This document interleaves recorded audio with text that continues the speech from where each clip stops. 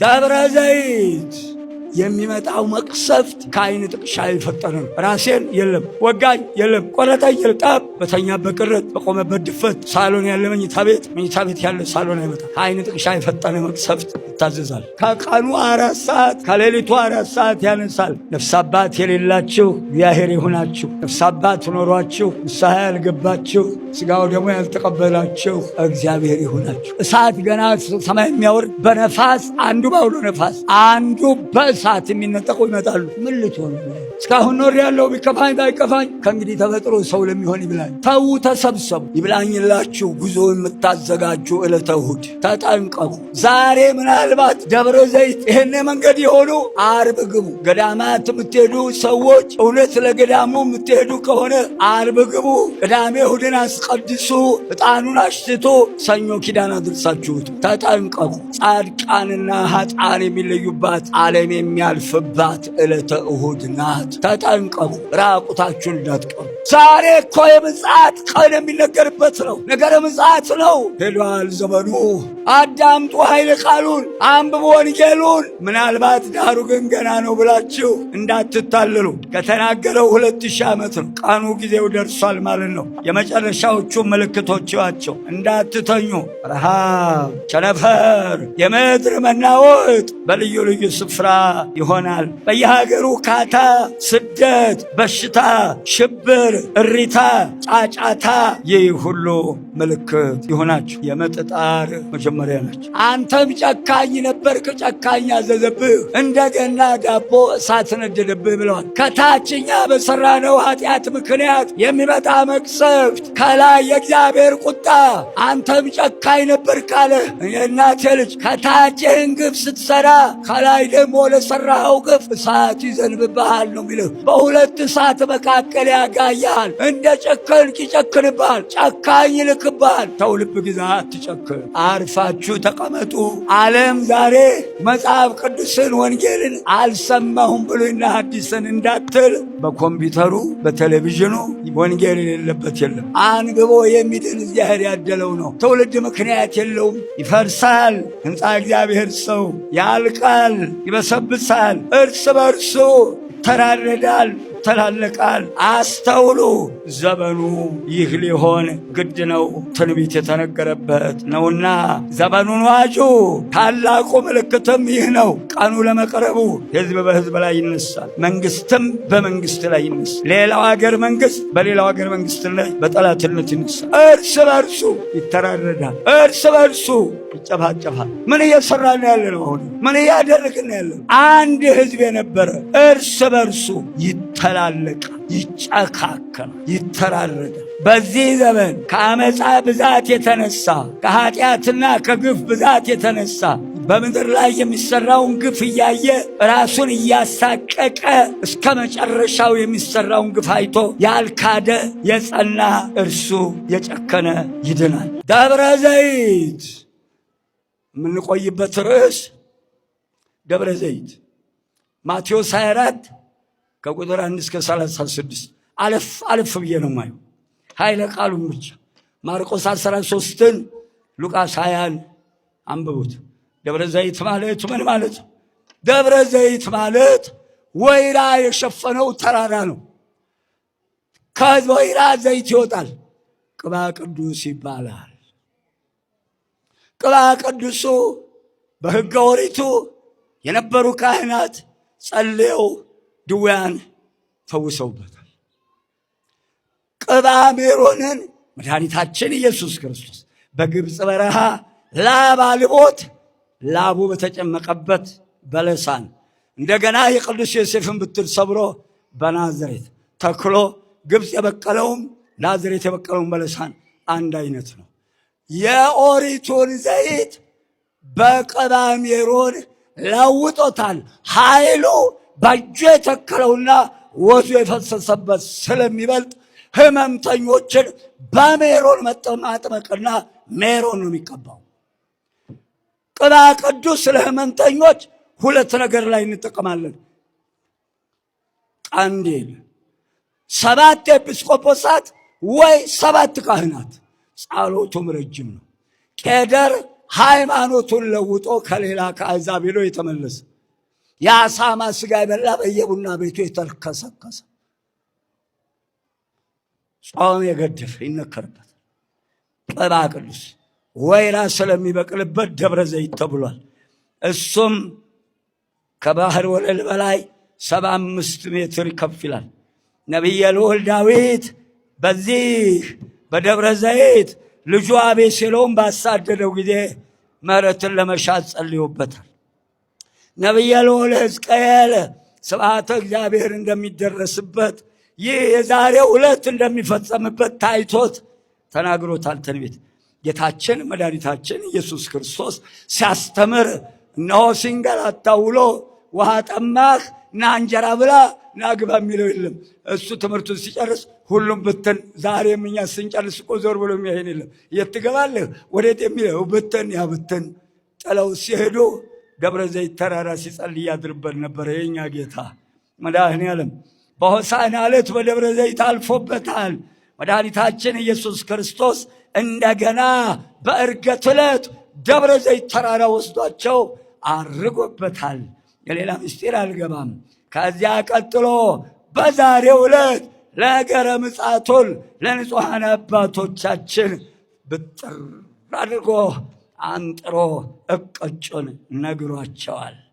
ወፂኦ ጊዜ ኢየሱስ እምቤተ መቅደስ ሆረ ወቀርቦ አርዳኢሁ አርአይዎ ንድቀ ሕንጻሁ ለቤተ መቅደስ። ጌታችን መድኃኒታችን ኢየሱስ ክርስቶስ እነሆ የእናቴ ልጅ ወደ ቤተ መቅደስ ወጥቶ ሄደ። ደቀ መዛሙርቱም ወደ መድኃኒታችን ኢየሱስ ክርስቶስ ቀርበው የቤተ መቅደሱን ነገር አሳዩት። ጠዋት ነበረ ጊዜው፣ ፀሐይ ወጥቶበት ቤተ መቅደሱ ሲያሸበርቅ አይተው እንዴት እንደሚያምር አየኸው አሉት። መድኃኒታችን ኢየሱስ ክርስቶስም እንዲህ አላቸው፣ ንጹሐን ሐዋርያትን እነሆ በዚህ ዕለት ንጹሐን አባቶቻችንን አንደኛ የቤተ መቅደስን መፍረስ ነገረ ምጽአቱን የሐሳዌ መሲሕን ነገር አንተርሶ አብሮ ይነግራቸው ዘንድ ወሰነ። ወአብሳ ጊዜ ኢየሱስ መድኃኒታችን ኢየሱስ ክርስቶስም እነሆ ሲያንጸባርቅ አይተው እነሆ አሳይተውት እንዴት ይፈርሳል ይፈርሳል አላቸው። ይህም እንዲህ የሚያንጸባርቀው እንዲህ የሚያምረው ሕንፃ ይፈርሳል አላቸው። እንዴት ይፈርሳል ትላለህ አሉት። ወይቤሎሙ ትሬኑ ዘንተ ኩሎ አማን እብለክሙ ኢይትሐደግ ዘእብን ዲበ እብን ዘኢይትነሰት። ይህንን ሁሉ ታያላችሁ፣ ይህ ያስደንቃችኋል። የማይፈርስ ሆኖ ድንጋይ በድንጋይ ላይ አይቀርም ብዬ መፍረሱን በእውነት መፍረሱ እንደማይቀር እነግራችኋለሁ። ይህንን ያላቸውን ቃል ጥጦስ ኢየሩሳሌምን በወረረ ጊዜ አንድ ወታደር ድንጋይ ፈንቀል ሲያደርግ ደስ ተሞሎ ወርቅ ቢያገኝ የጥጦስ ሰራዊት እንዳለ ወርቅ አገኛለሁ ብሎ ይፈርሳል ያለውን ቤተ መቅደስ በአንድ ደቂቃ ውስጥ ፍርስርሱን አውጥተውታል። አማን እብለክሙ እውነት እላችኋለሁ ሕንፃ እግዚአብሔር ሰው ይፈርሳል አላቸው። እናንተ የገረማችሁ የደነቃችሁ እንዲህ አንጸባረቀው በፀሐይ ሰው ሰራሹ ይፈርሳል ስላችሁ ደንቋችኋል። እንደውም ሕንፃ እግዚአብሔር ሰው ይፈርሳል፣ ይሄ ደንቃችኋል አላቸው። ይፈርሳል ሕንፃ እግዚአብሔር ሰው ያልቃል፣ ይበሰብሳል፣ እርስ በርሱ ይተራረዳል፣ ይተላለቃል። ወንዛ የነበረ ጊዜ ውስተ ደብረ ዘይት ቀረቡ ሀቤሁ አርዳኢሁ። መድኃኒታችን ኢየሱስ ክርስቶስ በደብረ ዘይት ተቀምጦ ሳለ ሦስቱ ባለሟሎች አራተኛ እንድርያስን ጨምረው ቅዱስ ጴጥሮስ፣ ቅዱስ ዮሐንስ ወንጌላዊ፣ ቅዱስ ያዕቆብ ንገረነ ማይዘ ይከውን ዝንቱ ወራሁ ኢይትሐደግ ለክሙ ቤትክሙ በድወ ወመንትኑ ተአምሪሁ ለምጽአትከ ወለህልፈተ ዓለም። እነሆ አራቱ ቀርበው የቤተ መቅደስ የሚፈርስበት ምን ጊዜ ይሆናል? ወምንትኑ ተአምሪሁ ለምጽአትከ ወለህልፈተ ዓለም። የምጽአትስ ህልፈተ ዓለምስ ጌታ ሆይ ንገረን፣ ምልክቱ ምንድነው ብለው ጠየቁት። እሱም እንዲህ አላቸው፣ ወአውሳ ወይቤሎ ዕውቁ ኢያሱትክሙ፣ እኔ ክርስቶስ ነኝ እያሉ ብዙ ሰዎች በስሜ ይመጣሉ፣ ብዙዎችንም ያስታሉ። ወያሰትዎሙ ለብዙኃን፣ እነሆ ብዙዎች ሐሳውያን እኔ ክርስቶስ ነኝ እያሉ ስለሚመጡ ብዙ ሰዎች በዚህ ምክንያት ይስታሉ። ወሶበ ሰማዕክሙ አጽባዕተ መድምፀ ጸባኢት፣ የጦርንም ወሬ ትሰሙ ዘንድ አላችሁ። የገዛ አካላችንም የጦር ሜዳ ከሆነ ሰንብቷል። አንድም ጦር ሲሰበስብ፣ ጋሻ ለጋሻ ሲሳጎድ፣ ጋሎ ሰልቦ ሲያገር፣ ሲፎክር፣ ሲሸልል፣ ሲያቀራራ በያለበት ብትሰሙ ብታደምጡ ዕውቁ ትደንግጡ፣ እንዳትደነግጡ አስተውሉ። ዘመኑ ይህ ሊሆን ግድ ነው፣ ትንቢት የተነገረበት ነውና። ዘመኑን ዋጁ። ቆላስይስ 4 ኤፌሶን 5 ማስታወሻህን ያዝና አንብበው። እስመ ግብትሃለ ወይኩን ዝኩ ኩሉ፣ ይህ ሊሆን ግድ ነውና ተጠበቁ። አንድም ይህ ሁሉ ፈጥኖ ይደረግ ዘንድ አለው፣ ዳሩ ግን መጨረሻው ገና ነው። ልብ በሉ። ጌታችን ይህን ቃል ከተናገረ 2018 ዓመት ሆኖታል። ይሄ ትንቢት ከተነገረ ልብ በሉ። ዳሩ ግን ገና ነው ያለው። ምናልባት ዳሩ ግን ገና ነው ብላችሁ እንዳትታለሉ። ከተናገረው 2000 ዓመት ነው። ቀኑ ጊዜው ደርሷል ማለት ነው። የመጨረሻዎቹ ምልክቶች ናቸው። ይህ መጨረሻው ገና ነው ብሏል ብላችሁ እንዳትተኙ። ታላቁ ምልክትም ይህ ነው፣ ቀኑ ለመቅረቡ። ወተንሥኡ ሕዝብ ዲበ ሕዝብ ወነገሥት ላዕለ ነገሥት፣ ሕዝብ በሕዝብ ላይ ይነሳል፣ መንግስትም በመንግስት ላይ ይነሳል። አንድም ሕዝበ ሮም በሕዝበ እስራኤል ላይ፣ ሌላው ሀገር መንግስት በሌላው ሀገር መንግስት ላይ በጠላትነት ይነሳል። አንድም ሕዝበ እስራኤል በሕዝበ እስራኤል እርስ በርሱ ይተራረዳል፣ እርስ በርሱ ይጨፋጨፋል። ምን እየሰራን ያለ ነው? አሁን ምን እያደረግን ያለ ነው? ሂድ ያዝ። አንድም አንድ ሕዝብ የነበረ እርስ በርሱ ይተላለቃል፣ ይጨካከናል፣ ይተራረዳል። አንድም ነገሥተ እስራኤል በነገሥተ እስራኤል ላይ እርስ በርሳቸው ነገሥታቱ የአንድ ሀገር መንግስት ነገሥታት ሁለት ተከፍለው እርስ በርሳቸው ነገሥታቱ ይጨፋጨፋል። ይህ ምልክት ይሆን። አንድ ሀገር እንዲያስተዳድሩ የተሾሙ ሹማምንት እርስ በርሳቸው በጠላትነት ይነሳሳሉ፣ እርስ በርሳቸው ይጨካከናሉ፣ ይተራረዳሉ፣ ይተላለቃሉ። ይህ ምልክት ይሆናችሁ። አንድ ወገን አንድም ወገኑን ወንድሙን በጠላትነት ይነሳበታል። አንድም ወገን በወገኑ፣ ወንድም በወንድሙ፣ እናት በልጇ፣ አባት በልጁ፣ ሚስት በባሏ፣ ባል በሚስቱ እርስ በርሱ በጠላትነት ይነሳል፣ ይተራረዳል፣ ይገዳደላል። አስተውሉ። እስራኤል 12 ነገድ ናቸው። 12ቱ ነገዶች ከእኔ ወገን ይንገስ ከእኔ ወገን ይንገስ ብለው ቀን ሲተንተን ሲሉ ይላሉ፣ ሲመራረጡ ይላሉ። ጨለም ሲል ሾተል በጉያው ይዝና ያንን የወጋውና ይወድቃል፣ ይገላል፣ ገሎት ይሄዳል። ቀን ሲመራረጡ ሌሊት ሲገዳደሉ ያድራሉ። የገደለው አይታወቅ፣ የወደቀበት አይታወቅ፣ ሞታውር ተብሏል። እርስ በርሱ 12ቱ ነገደ እስራኤል። አስተውሉ። ይህ ምልክት የሆናችሁ እስቲ አስተውሉ። ያለንባት ዓለም ወይዘሮ ዓለሚቱ እንደ 12ቱ ነገደ እስራኤል እርስ በርሳቸው ተለያይተው ይናጎዳሉ። ጌታችንም የመጨረሻውን ዘመን ምልክቶች መናገሩ ሁላችንም እንድንጠነቀቅና የት እንዳለን ራሳችን በዘመኑ መስተዋትነት እንድናይ ያስተምረናል። ለመሆኑ መለያየትን ከማን ተማር ነው? እርስ በርሷ የምትለይ መንግስት ትጠፋለች። ቤተሰብም እርስ በርሱ ቢለያይ ያ ቤተሰብ ይፈርሳል።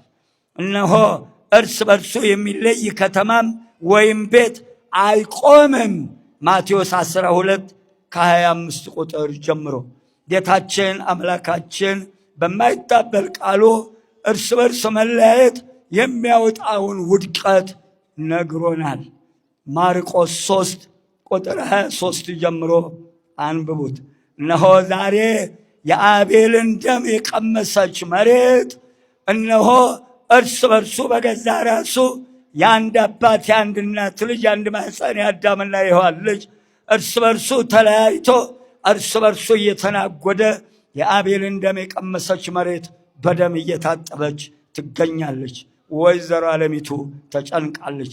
የወንድማማች ደም እየጠጣች ምድር በራሷ ላይ ጭንቀትን አምጥታለች።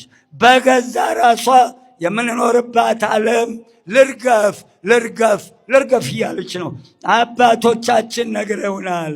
ጥፋት የታዘዘባት ከተማ ነጋሪት እንዳይጎሰምባት አትሰማ፣ እንዳንሮጥም እንዳንሸሺ ምኒቱ ቀን መጣሽ ብለዋል። አንድም ነገሥተ ሮም በነገሥተ እስራኤል ላይ ይነሳሉ። አንድ ወገን በሌላው ላይ ያለምንም ምክንያት ይነሳበታል። ወይመጽእ ረሃብ ወብድብድ ወድልቅልቅ ውስተ ኩሉ ማኅበርት፣ ረሃብ፣ ቸነፈር፣ የምድር መናወጥ በልዩ ልዩ ስፍራ ይሆናል። በየሀገሩ ረሃብ፣ በየሀገሩ ካታ፣ ቸነፈር፣ ስደት፣ በሽታ፣ ሽብር፣ እሪታ፣ ጫጫታ ይደረጋል። ይህ ሁሉ ምልክት ይሆናችሁ። ወዝንቱ ኩሉ ቀዳሚሁ ለሕማም ውእቱ። እነዚህ ሁሉ ማለት በየሀገሩ ረሃብ፣ ቸነፈር፣ ሽብር፣ ካታ፣ ጫጫታ ሁሉ ሲሆን የምጥ ጣር መጀመሪያ ናቸው። ያን ጊዜ ቅዱሳን ሰማዕታትን፣ ንጹሐንን፣ ክርስቲያኖችን ሁሉ አሳልፈው ይሰጧቸዋል፣ ይገድሏቸውም። መምህራኑም በየምኩራቡ ይገርፏቸዋል። ስለ ስሜ በያለበት የተጠላችሁ ትሆናላችሁ፣ በእኔ ስም ስላመናችሁ፣ በእኔ ስም ስላስተማራችሁ ትጠላላችሁ፣ በእኔ ስም ስለተጠራችሁ አሕዛብ ሁሉ ይጠሏችኋል፣ ያሳድዷችኋል። ወኢተአሚረ አሉ ብዙኃን ሃይማኖቶሙ። በዚያን ዘመን ብዙ ሰዎች ይሰናከላሉ። በዚያን ጊዜ ብዙ ሰዎች ሃይማኖታቸውን ይለውጣሉ። ብዙዎች የሚሰሩትን የሚያደርጉትን አያስተውሉም፣ አያውቁም። በቃሉ የተነገረው ትንቢት በሰውነታቸው አይሰርጽም። የግል ፍላጎታቸውንና ስሜታቸውን ለማርካት ብልጣብልጦች በፈለሰፉት የቡድን አይነት ወይም የእምነት አይነት ውስጥ ይሰገሰጋሉ፣ እየሄዱ ይመሰጋሉ። ይህንን የተናገረውን ቃል አያስተውሉም። ብዙዎች ወደ ሌላ እምነት እየሄዱ የሚገቡት በዚህ ትንቢት ቃል መሰረት መሆኑን ልብ ይሏል። ሃይማኖት አንዲት ናት፣ ቅርንጫፍ የላትም። ሚስቶች፣ እግዚአብሔሮች፣ መላሶች፣ ልቦች፣ ባሎች፣ አዎ የእናቴ ልጅ፣ አዎ ሚስቶች፣ ሃይማኖቶች አይባሉም፣ አይበዙም፣ ቅርንጫፍ የላቸውም። ሁሉም አንዳንድ ናቸው። ይሄን የማያስተውሉ ሰዎች እዚያም እዚያም ሲሉ እንደወጡ ይቀራሉ። አዎ ወብዙሃን ሐሳውያን ነቢያት ይመጹ፣ ብዙ ሐሰተኞች ነቢያት ይመጣሉ። እስከ ዛሬ ያልተደረገ ድንቅ ታምራት የሚሰሩ፣ ሙት እስከ ማስነሳት የሚደርሱ ድንቅ ታምራት የሚያደርጉ፣ ፍጹምነት ደረጃውን የደረሰውን እስከሚያስቱ ድረስ ታላላቅ ድንቅ ታምራት ይሰራሉ። እነሆ በእነዚህ ሰዎች ምክንያት ብዙዎች ይሰናከላሉ ይላል። አርፋችሁ ተቀመጡ። እዚህ ቦታ የፈለቀ፣ እዚህ ቦታ ይሄ ሆነ፣ እዚህ ቦታ እንዲህ ተደረገ። አዎ ያደርጋል። እዚያን አርፈ ቁጭ። እደጃችሁ ባሉ ካህናት፣ ሹመታቸው የተረጋገጠላቸው እውነተኞች ካህናት ንጹሐን አባቶቻችን ሾመው ያገልግሏችሁ ብለው በሰጧችሁ ካህናት፣ እደጃችሁ ባሉ ካህናት በአበነፍሶቻችሁ በሰጣቸው ስልጣን ተጠቀሙ። የትም ቦታ እንዳትወጡ። እግዚአብሔር ይጠብቃችሁ። በዚህ ዘመን ወዘሳ ዝለፈ ትዕግሥቶ ውእቱ ይድህን።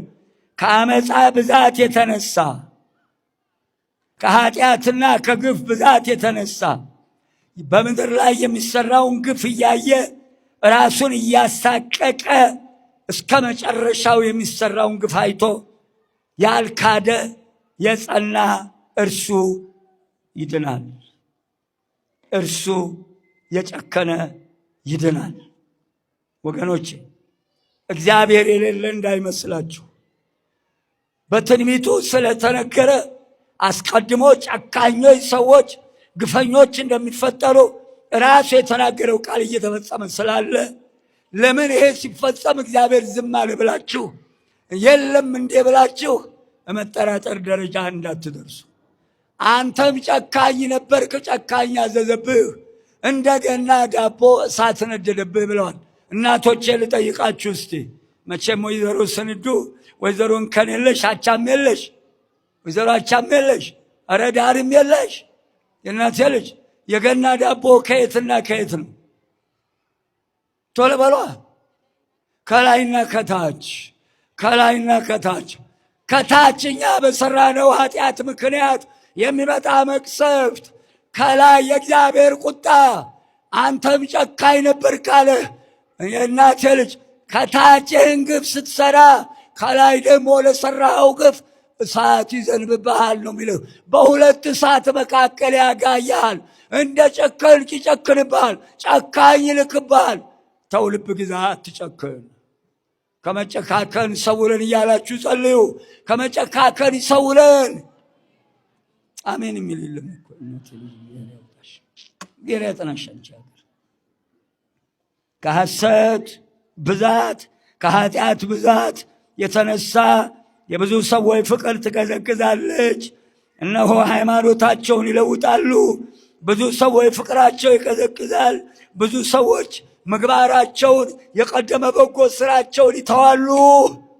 ልብ አድርጉ፣ ወደ ኋላ ይመለሳሉ። ያዝ ወይሰበክ ወንጌል መንግሥት ውስተ ኩሉ ዓለም። ይህ የመንግሥት ወንጌል በመላው ዓለም ይሰበካል። ዛሬ በሞባይሉ፣ በቴሌቪዥኑ፣ በኮምፒውተሩ የእናቴ ልጅ ይህ ሕገ ወንጌል በዓለም ላይ እስካሁን በልዩ ልዩ ቋንቋ በመተርጎም ከፍተኛውን ቦታ የያዘ መጽሐፍ ቅዱስ ነው።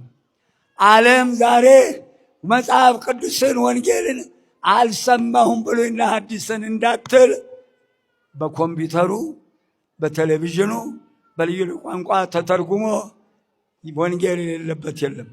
ወንጌላችን እናንተናም ቤት እናንተኔም ቤት ይገኛል። ዛሬ ወንጌሉ አንብቦ የሚድን እግዚአብሔር ያደለው ነው።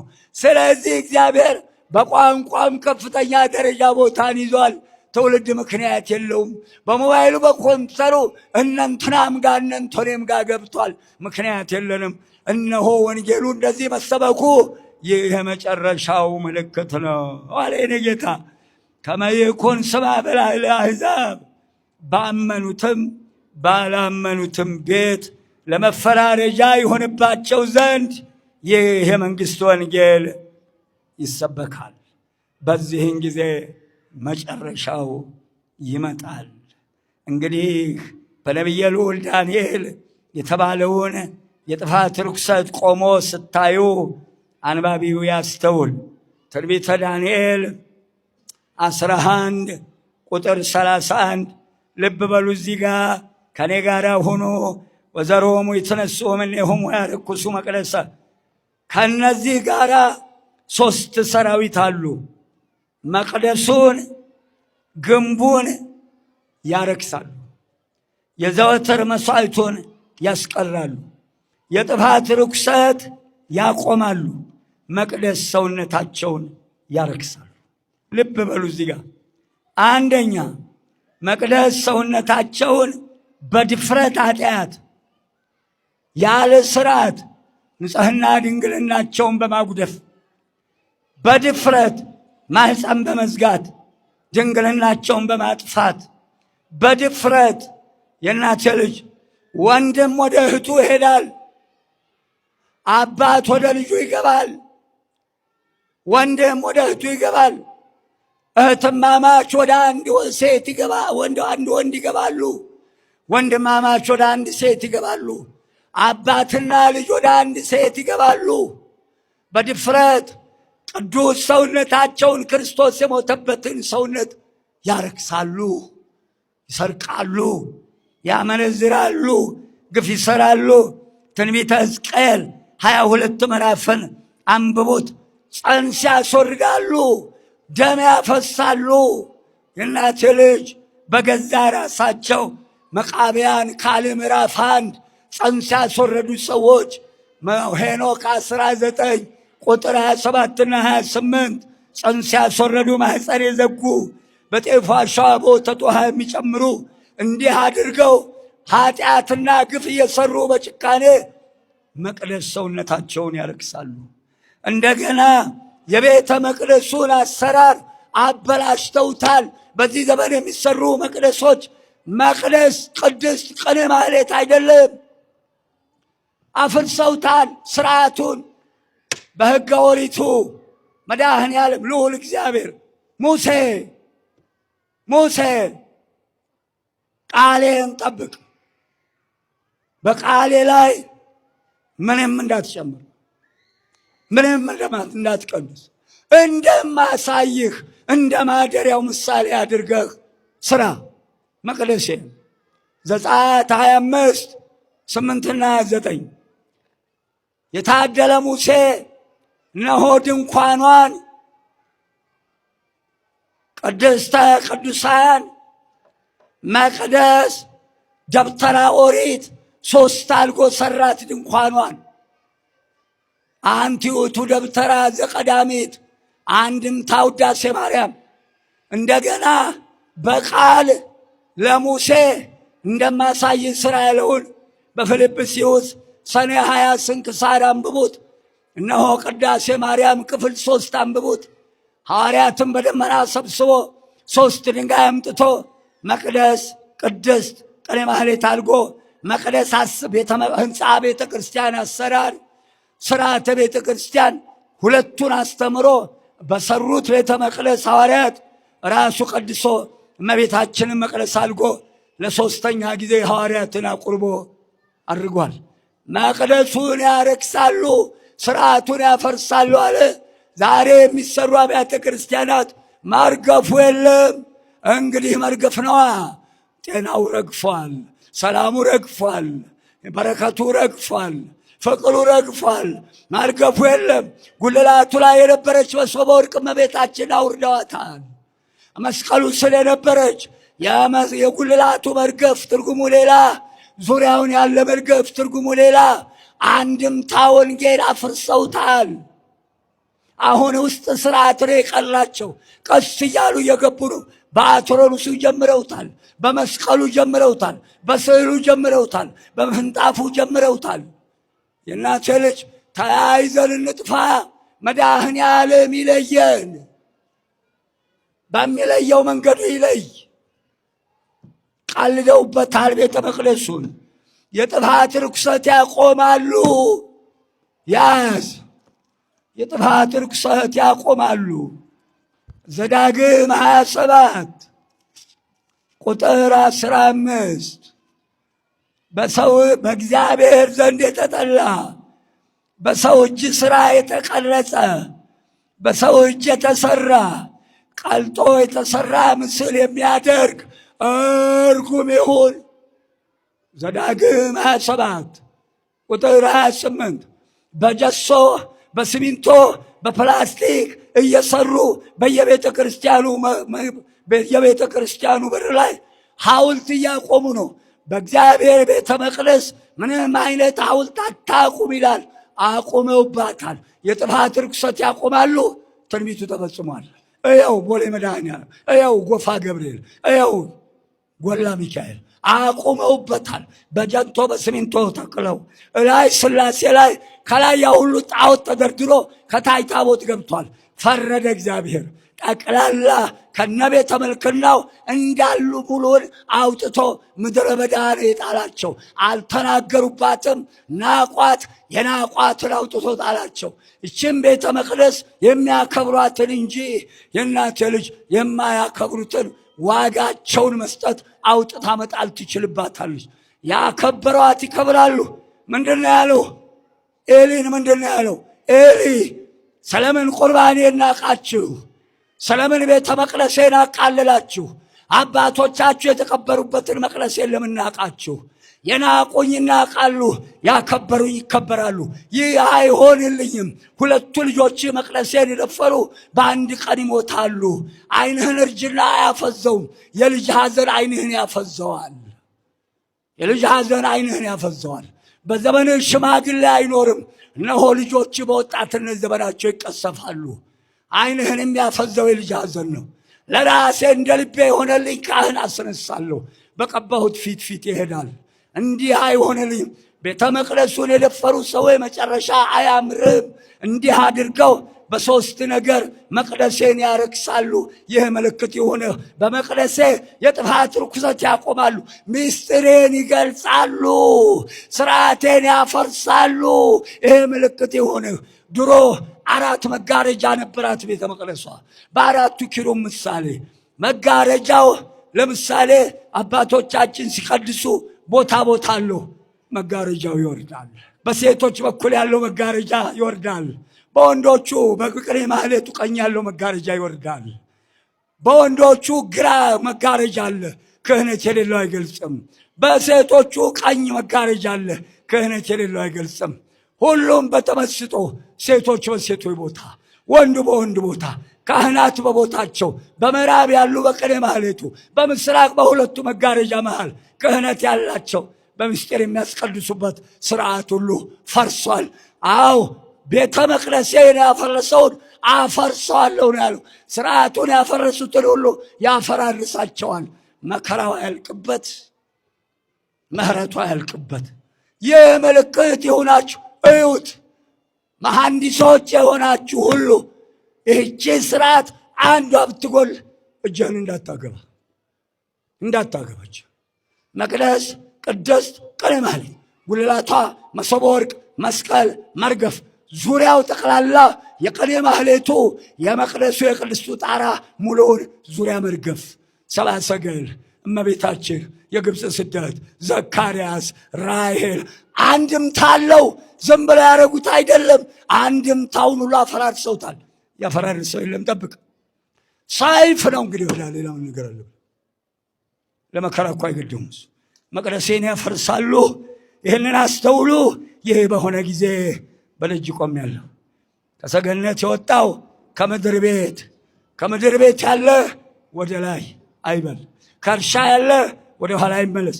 መቅሰፍቱ እቺ ጭፍን ዓይናችን የሚመጣው መቅሰፍት ከዓይን ጥቅሻ የፈጠነ ነው። ራሴን የለም፣ ወጋኝ የለም፣ ቆረጠኝ የለም። ጠብ በተኛበት ቅረት፣ በቆመበት ድፈት፣ በሄደበት ሳሎን ያለ መኝታ ቤት ያለ ሳሎን አይመጣም። ከዓይን ጥቅሻ የፈጠነ መቅሰፍት ይታዘዛል። ይህ ምልክት ይሆናችሁ የእናቴ ልጅ። ከዚህ በኋላ ይህን ከተናገረ በኋላ ልብ ያላችሁ ወደ ተራራ ሽሹ፣ ሽሽታችሁ በሰንበት እንዳይሆን ተጠንቀቁ። ልብ አድርጓት። ሽሽታችሁ በሰንበት። እቺ እሑድ መንገድ አይኬድባትም። ሰንበት አላት። አመጣጡ እሑድን አይለቅም ጌታ ምጽአት። እነሆ በዚያች በምጽአት ቀን ንስሐ ልግባ፣ የተጣላሁትን ልታረቅ፣ የበደልኩን ልሳል አይቻልም። በሰንበት ወዴትም አይኬድም። በክረምት እንዳይሆን አለ ጌታ የሚመጣበት ቀን ንስሐ ለገቡ በቃሉ ታንጸው ለኖሩ ቤቱን ላከበራቸው ቅዱሳንን ለተማጸሉ ያ ቀን መስከረም ጠባ፣ ፀሐይ ወጣ። የእናቴ ልጅ በሰገነት ያለ አይውረድ፣ በእርሻ ያለ ወደ ኋላ አይመለስ። መቅሰፍቱ ከባድ ነውና በዚያን ዘመን ለእርጉዞችና ለሚያጠቡ ወዮላቸው። እርጉዞች የእናቴ ልጅ ስደት ነው፣ ጊዜው መከራ ነው፣ ጦርነት ነው። ነፍሰ ጡሮች ሲሰደዱ በመንገድ ቢመጣ ሚጡ ይወልዱታል። ወተት ይላሉ፣ ወተት የለም። ከፍ ያሉት ፍትፍት ይላሉ፣ ፍትፍት የለም። በዚያን ጊዜ ለእርጉዞች ለሚያጠቡ ወዮላቸው። አንድም ተንኮልን አርግዘው ተንኮልን ለሚወልዱ፣ ግፍን አርግዘው ግፍን ለሚወልዱ ያ ቀን ያ ጊዜ ለእንደነዚህ ያሉ ግፈኞች ወዮላቸው። ተንኮላቸውን አርግዘው ተንኮላቸውን ለሌላ ሰው የሚያስተምሩ ወለዱት ማለት ነው። መምህር የተማረውን በልጆቹ ይወልዳል። እነኚህም ተንኮለኞች በሰው የሚወልዱ ተንኮላቸውን ወዮላቸው፣ ያ ቀን እጅግ ክፉ ነውና። በዚያን ዘመን ልቦና ያላችሁ ወደ ተራራ ሽሹ አለ። ተራራ የተባለች ቤተ ክርስቲያን ናት። ወደ ተራራ ሽሹ ማለት በቃሉ ታንጻችሁ በንስሐ ሆናችሁ ሥጋ ወደሙ ተቀብላችሁ በሥጋ ወደሙ ከብራችሁ ኖሮ ለማለት ወደ ተራራ ሽሹ አለ። እቺ ቤተ ክርስቲያን በተራራ የምትመሰል ኢየሩሳሌም ሰማያዊት ናት። ያከበራችኋት ትከብራላችሁ። የታደላችሁ ዳኑባት። የታደላችሁ ቃሉን እየሰማችሁ አጊጡባት የእናቴ ልጅ። ስለዚህ ሽሽታችሁ በሰንበት ወይም በክረምት እንዳይሆን ተጠንቀቁ። ጌታ የሚመጣበት ዕለት ክረምት ነው። የሚመጣው በሰንበት ነው። በሰንበት ወዲያ ወዲህ የሚሄድ የለም። መንገድ የሚጠይቅ የለም። መንገድ ቢጠይቅ የሚያሳየው የለም። በሰንበት ጉዞ የተከለከለ አንዱም ይሄ ነው። ስለዚህ በዚያች እሱ በሚመጣባት ዕለተ ሰንበት ንስሐ ልግባ ልቁረብ፣ የተጣላሁትን ልታረቅ አያስኬድምና ተዘጋጅታችሁ ኑሩ። እስመ ይከወን ኢታምራ ብየ ሕማም ወምንዳቤ ዘይኮነ ከማሁ እምፍጥረተ ዓለም እስከ ዮም። ከዛ ዓለም ከተፈጠረ ጀምሮ እስከ ዛሬ ድረስ ተደርጎ የማይታወቅ ከእንግዲህ ወዲህ የማይሆን ከእንግዲህ ወዲህ የማይደገም ታላቅ ጸዋትወ መከራ ይሆናል። እነኛ ቀኖች ስለተመረጡት ሰዎች፣ ስለ ቅዱሳን በእመቤታችን አማላጅነት፣ በቅዱሳን አማላጅነት፣ በእመቤታችን እንባ፣ በእግዚአብሔር ቸርነት፣ በቅዱሳን መላእክት አማላጅነት ከቀኑ 4 ሰዓት ከሌሊቱ 4 ሰዓት ያነሳል። 8 ሰዓት ይነሳል። የእናቴ ልጅ ከቀኑ 8 ከ24 8 ሲቀነስ ስንት ይቀራል? 16። ሌሊቱ 16 ሰዓት ቀኑ 8 ሰዓት ሌሊቱ 8 ሰዓት 24 ሰዓት ቀርቷል አላላችሁም ወይ? ነጋ እንዲ በስመ አብ ወልድ ምን ጊዜ ነጋ ሳላውቀው ምን ጊዜ መሸ አላላችሁም?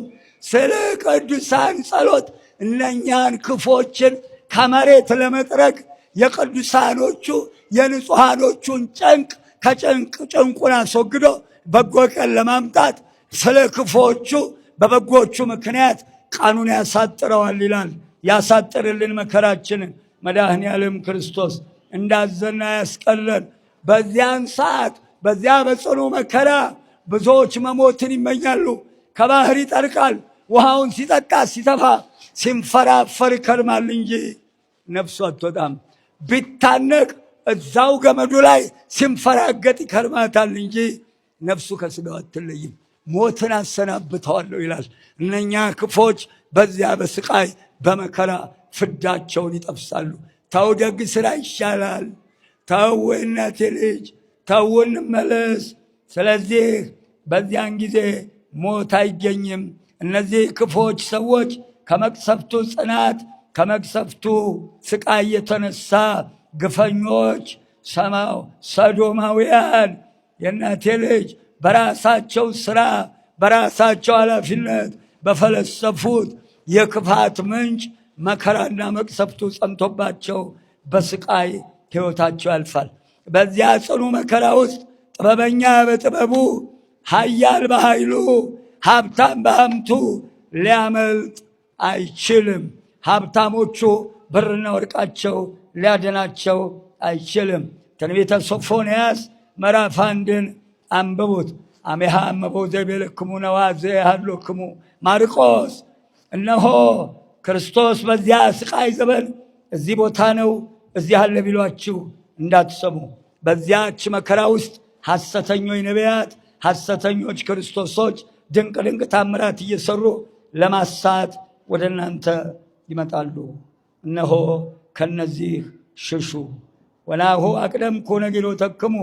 አሁንም ጌታችን ለደቀ መዛሙርቱ እነሆ ሁሉንም ነገር ትጠነቀቁ ዘንድ አስቀድሜ ነገርኳችሁ፣ አስቀድሜ አስተማርኳችሁ። እመቦ ዘይቤልክሙ ነዋ ገዳመ ሀሎ ይትጻኡ። ከእንግዲህ ክርስቶስ በዚህ አለ ቢሏችሁ፣ በዚያ ነው ብሏችሁ በጅ አትበሉ፣ እሺ አትበሏቸው፣ ሽሹ ከነዚህ።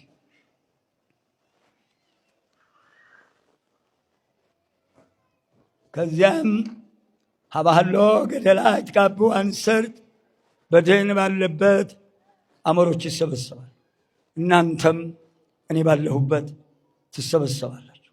ንጹሐን ሐዋርያትን አንሰርት አላቸው፣ ተመስጦ አላቸውና። ንስር ከባድ ነው። የትና የት ርቀት ሆኖ ጤፍን ማየት ይችላል መሬት። የእግዚአብሔር ስጦታ ነው።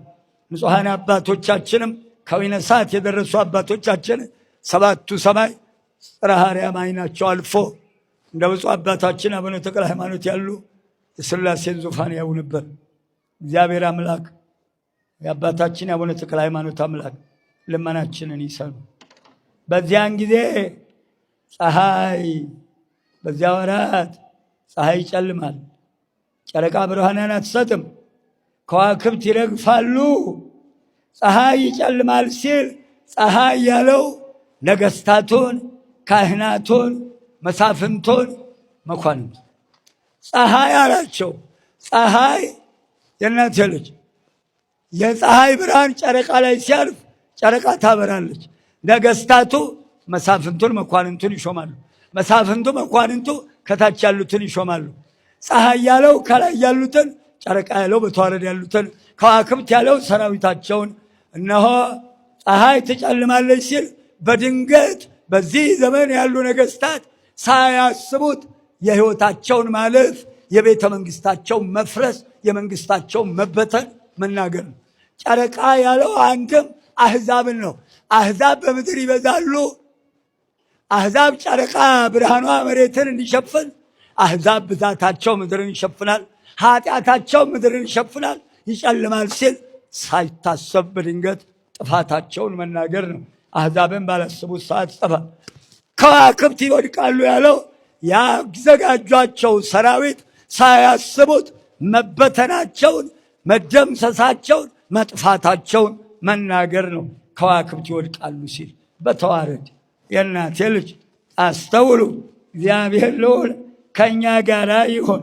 እነሆ በዚህ መሃል እንዳለ ራእየ ዮሐንስ 8 ምዕራፍ ላይ እነሆ ከዋክብት ይወድቃሉ ሲል ራእየ ዮሐንስን አንብቡት። እነሆ ወስሙ ለውእቱ ኮከብ ጉስታር፣ የወደቀው ኮከብ ስሙ ሬቶ ይባላል።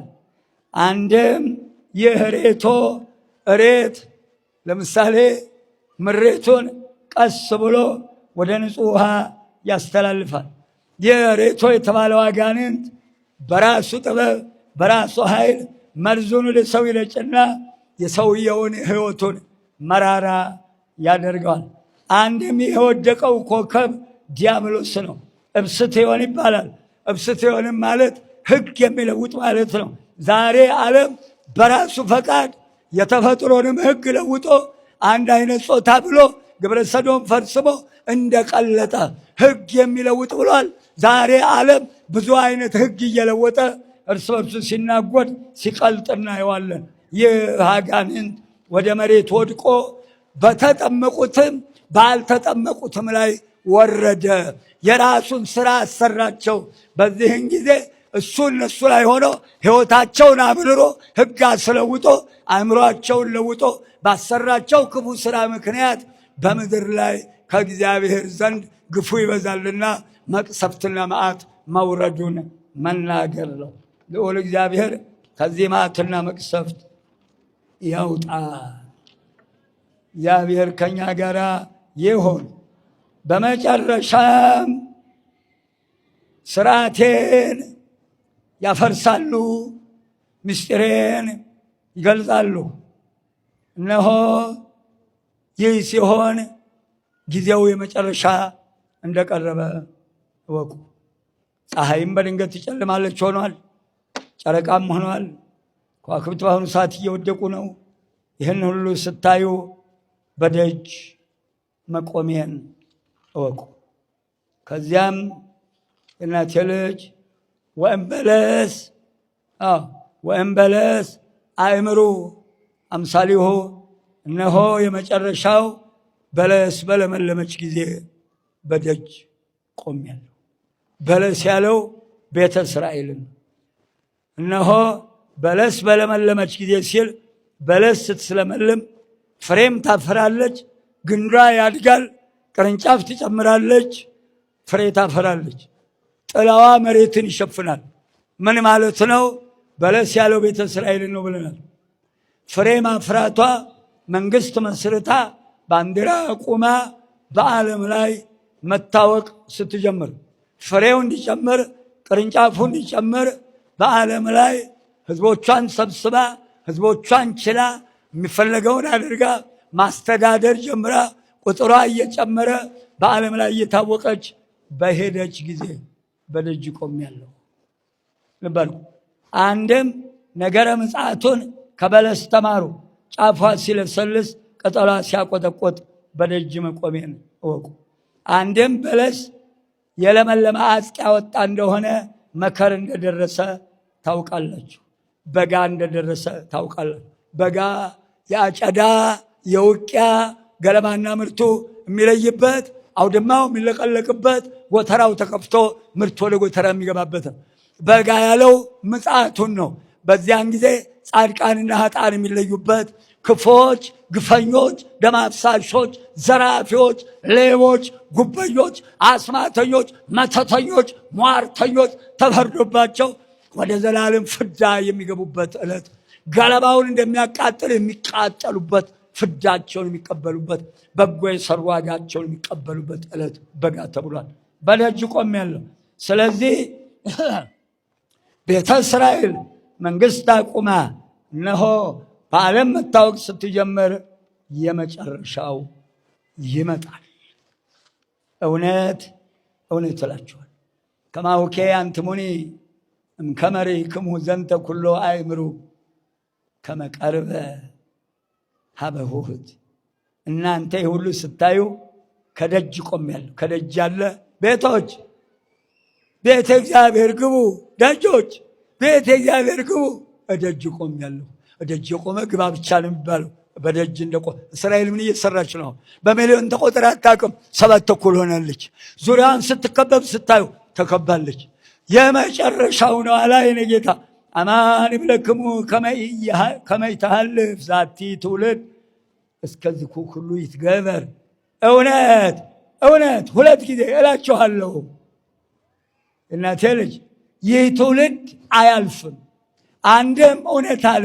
የመጀመሪያ እውነት እውነተኛ አምላክ ነኝ። ሁለተኛ እውነት ይህ የምነግራቸው ቃሌ እውነት ነው፣ አያልፍም።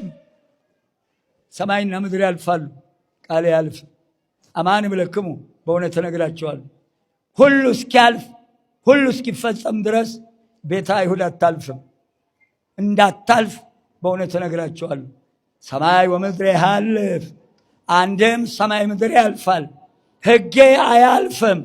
እለፍ ያልኩት ያልፋል፣ አትለፍ ያልኩት አያልፍም።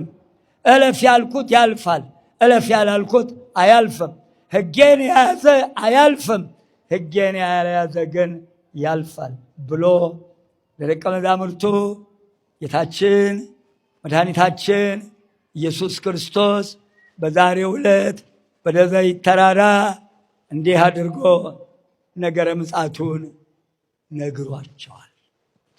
የእናቴ ልጅ እንግዲህ በዚህ መስተዋትነት የምንኖርባትን መርከባችን ወይዘሮ ዓለሚቱን እዩዋት። ነፍስ አባት የሌላችሁ እግዚአብሔር ይሁናችሁ። ነፍስ አባት ኖሯችሁ ንስሐ ያልገባችሁ ሥጋው ደግሞ ያልተቀበላችሁ እግዚአብሔር ይሁናችሁ። ሌላ ምንለው ሥጋው ደግሞም የተቀበላችሁ አባቶችን እየጠየቃችሁ ስርዓቱን ጠብቃችሁ ተስተካክላችሁ ኑሩ። በተረፈ አካሄዳችሁን አሳምሩ፣ በቃሏ ኑሩ። ሰው እሳት ገና ሰማይ የሚያወርድ በነፋስ አንዱ ባውሎ ነፋስ አንዱ በእሳት የሚነጠቁ ይመጣሉ። ምን ልትሆኑ ነው? በመርካቶ ዘይትና መቁጠሪያ እያሳበደ የሚጫወትባችሁ ያ ሲመጣ ምን ልትሆኑ? ጠበል ፈልቅ፣ አዲስ ጠበል። ውሃው ነው አዲስ፣ ምኑ ነው አዲስ? እውነት እዛ ፈለቀበት ቦታ ካህናት ያጠምቃሉ፣ ድዊ ፈውሱ፣ ለምጽ አንጹ፣ ሙት አንሱ፣ እናንተ ልጅ እውር አብሩ፣ ጎባጣ አቅኑ ያላቸው ካህን ነው የሚያጠምቀው የሾማቸው። ካህን ካላጠመቀ ቤት ሾህ የለም። ካህን ከሌለ ቅዱና ሂዱ። ካህን ከሌለ እንዳትገቡ። ስልጣኑ ያለው በካህናቱ እጅ ነው። ባለስልጣኑ ይሻላችኋል።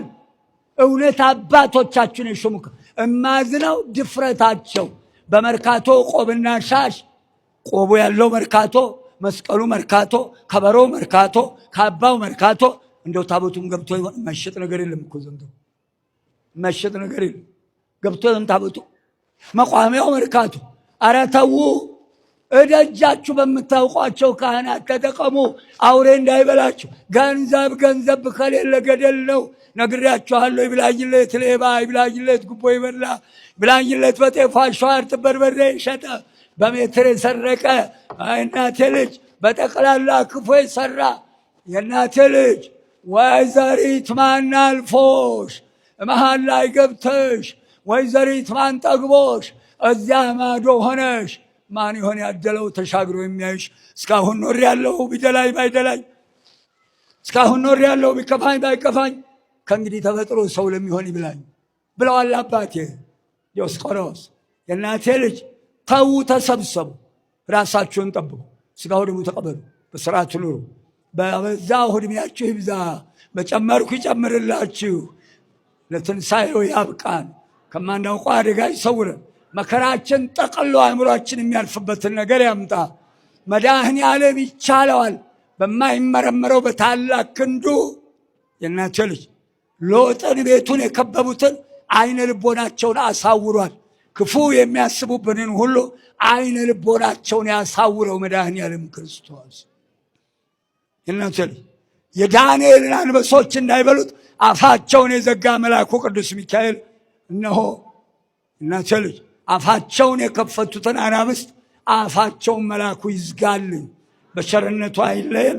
አንደበቴን ያከናወነ መድኃኔ ዓለም ይመስገን። ባበዛው ዕድሜያችሁን ያብዛ። ታግሳችሁ እንደዘንባችሁ ትዕግስቱን ያድላችሁ። ለመንግሥተ ሰማያት ለትንሣኤ ያብቃን። ስሙ የከበረ ይሁን።